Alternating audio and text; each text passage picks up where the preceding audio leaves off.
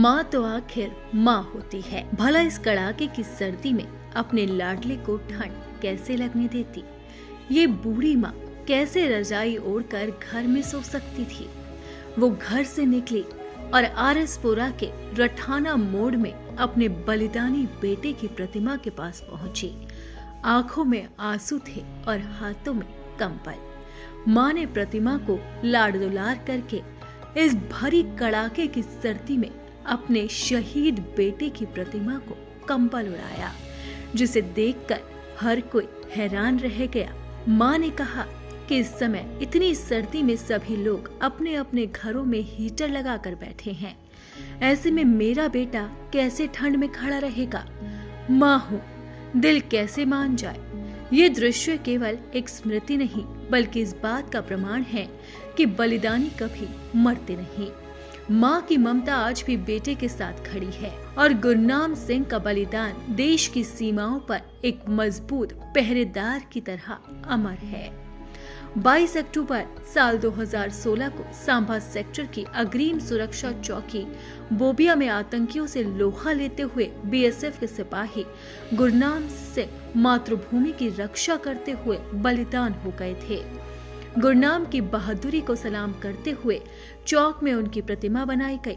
सिपाही गुरनाम सिंह के लिए उनकी मां जसवंत कौर उतनी ही फिक्र करती है जो हर मां अपने बेटे की करती है। प्रतिमा के पास खड़ी जसवंत कौर ने अपने बेटे को याद करते हुए बताया कि गुरनाम सिंह को बचपन से ही ठंड बहुत लगती थी और उसे कंबल ओढ़ने का भी बहुत शौक था। वो अक्टूबर में ही रजाई निकलवा लेता था। ड्यूटी पर होने के दौरान भी घर में फोन करके मुझसे गर्म कपड़े और कंबल मंगवा लेता था। बलिदानी के पिता कुलबीर सिंह चुपचाप खड़े होकर बेटे की प्रतिमा को निहारते रहे।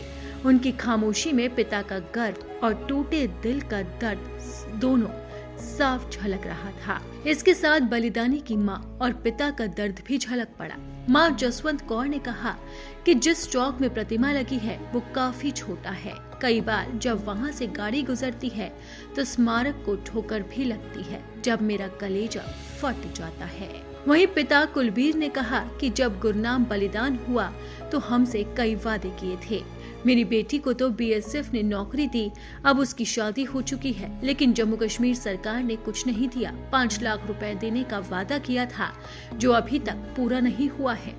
माँ ने कहा कि आज भी आवाज कानों में गूंजती है। बेटे के बलिदान होने का जिक्र करते हुए माँ की आंखें बार बार भर आती हैं। आंसुओं के बीच उन्होंने कहा कि बेटे को खोने का दर्द कभी नहीं भुलाया जा सकता, लेकिन इस बात का गर्व जरूर है कि उसने देश के लिए अपने प्राण न्यौछावर कर दिए।